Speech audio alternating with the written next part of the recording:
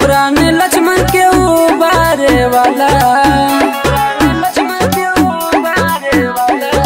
सीता के पाता लगावे वाला, प्राण लक्ष्मण के उबारे वाला।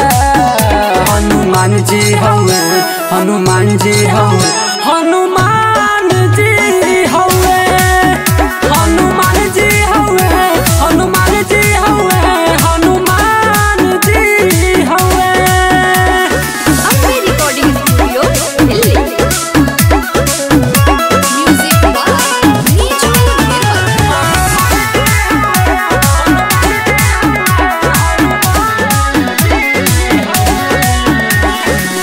अंजनी के लाल नौवे पवन सुत नामा, इन्हीं के मंत्र भी भीषण माना।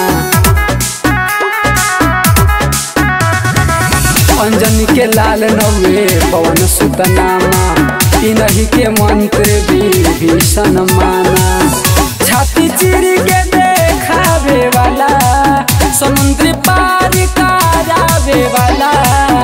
हनुमान जी हवे, हनुमान जी हवे, हनुमान जी हवे, हनुमान जी हवे, हनुमान जी हवे, हनुमान जी हवे।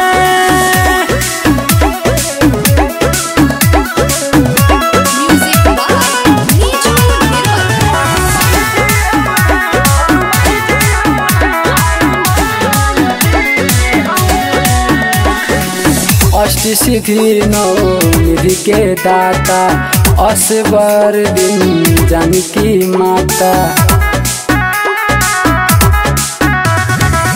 अष्ट सिद्धि नौ निधि के दाता, असबर दिन जानकी माता।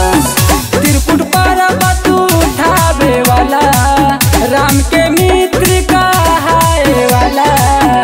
हनुमान जी हवे, हनुमान जी हवे, हनुमान जी हवे, हनुमान जी हवे, हनुमान जी हवे, हनुमान जी हवे।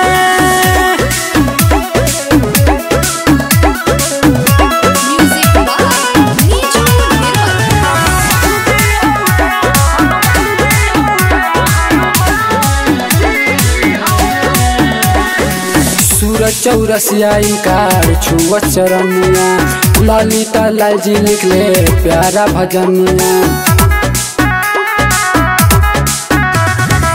सूरज चौरसिया इनकार छुआ चरनिया, ललिता लाल जी लिखले प्यारा भजनिया।